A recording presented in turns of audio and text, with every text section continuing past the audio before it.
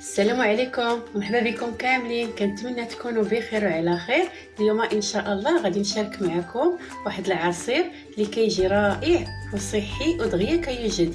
تابعوا معايا المكونات وطريقه التحضير.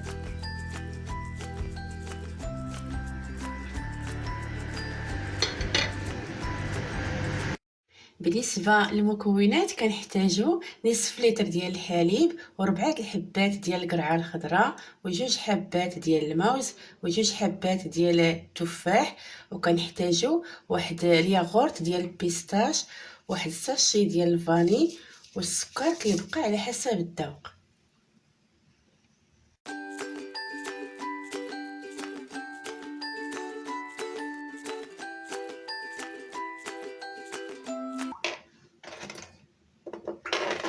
وغادي نديرو هاد التسلق.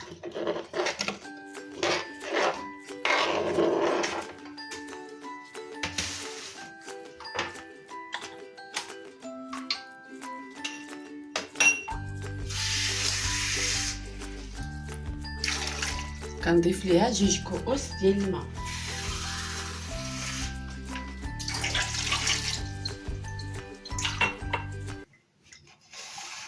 صافي دابا غادي نديرها تتسلق.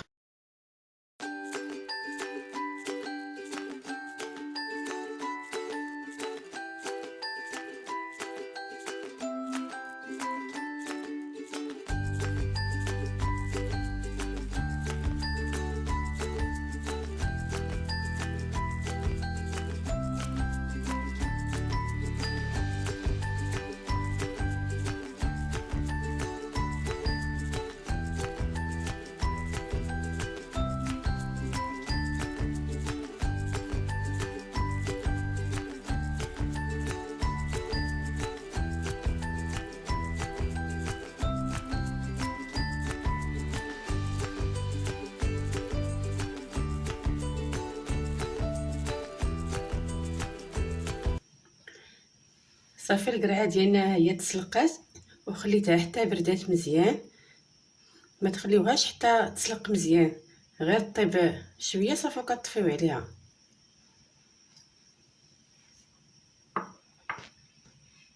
صافي غادي نطحنوا كلشي في الخلاط الكهربائي، ضروري تطحنوه مزيان.